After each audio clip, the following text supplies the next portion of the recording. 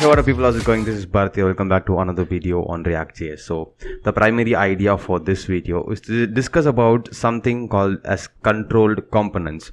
We already saw what were components, elements, properties, three important concepts around the ReactJS.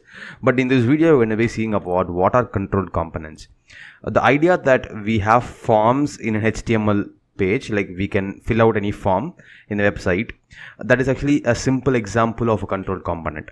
The nature of ReactJS itself is to have some control over whatever data that you're entering. That way it can actually do its own rendering in the backside without having to need for the refreshing the entire page. So we already saw, like in the previous video when we were seeing about lifting the states up, like how we created a simple, for example, a component called as a classifier, and we did see about how we changed one classifier and it affected the next classifier. So if you're not aware of what I'm talking about, highly recommend you guys to go back and watch that video. So what we're going to be doing in this video is to just directly look at a simple component. I want to create a simple component.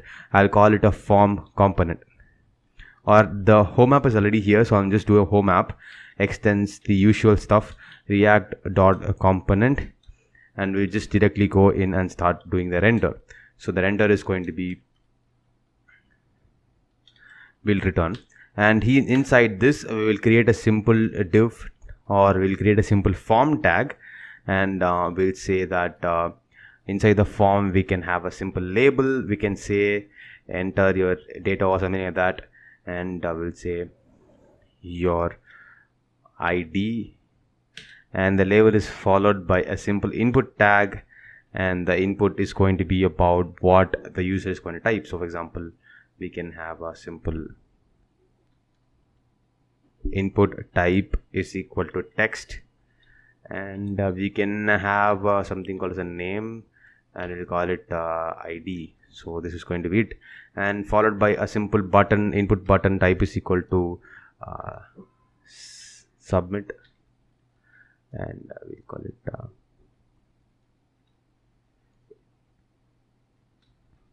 alright. So this is going to be our whole simple form. So if you know what forms are, you can see I already have the server running here. So this is going to be our application here. So we have a simple form, and we can enter anything we want to enter. We click enter, nothing happens technically. So it does do something here, but we aren't doing anything here. But how ReactJS wants to do this is it wants to have a little bit of more control. We could do a couple of things here. On submit, we could just do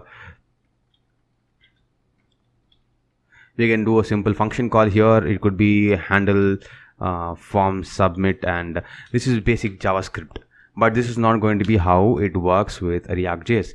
ReactJS just wants a little bit of more control over whatever elements we have. So what we're going to do is we're going to create two methods. So one is to handle the on submit, and other method is to handle the change. Like whenever the user's data changes, the ReactJS wants to know about that. So how are you going to do that? We can just go in and create a simple constructor here, and the constructor is going to be as usual. We have a props followed by a super of props, and the props is going to be followed by a simple state, and the state is going to be, we'll call it the ID, and the initial ID is going to be empty. So empty is going to be the ID here, followed by, we're going to, like I told you, create two methods. The first method is going to be handle form submit.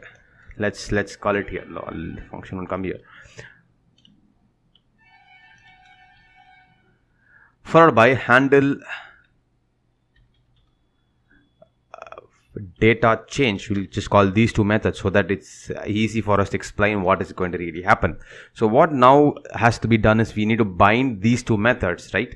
We will give an E here because on submit the data is going to be sent, and similarly E here as well. So now what we are technically going to do is just create a bind here. Handle data change is equal to this dot data handle data change of bind. Hopefully these things are really simple for you guys. If you have been following me for the last 6 videos, this should be just a piece of cake. We've been doing this every now and then, and we'll just be doing this as well for the rest of the ReactJS tutorial. So yeah, we have bounded these two methods. Now the skeleton is done. What exactly is going to happen is that every time the user data changes here, we need to call or we need to fire the handle data change. That is how ReactJS is going to know that somebody's user is entering some value every keystroke by keystroke is going to record that data. So how can we do that? We directly have to do just give this on this one as part of say for example, we have to create first a value. So value is going to be our state variable here. We just gave us an empty value, right? We'll just do a simple state variable here. We'll call this dot state dot id. So alright, we give a value. What next? We're going to do an on change, and in on change we're going to call the this dot handle data change method. So it's going to automatically pick up and it's going to do some things in the background. So now what is the next step? Now we have created an on change and we've called it as well, but nothing is going to happen inside until this method is filled up. What exactly are you going to do in this method? We directly just do a set state here, and we're going to say id is going to be equal to e dot target dot value. I mean, it's just a simple thing, right? It's going to fire up this, it's going to set state, it's going to refresh, and it's going to come back here. Okay, now on submit, we have to do is fire the on submit method, this dot handle form submit method.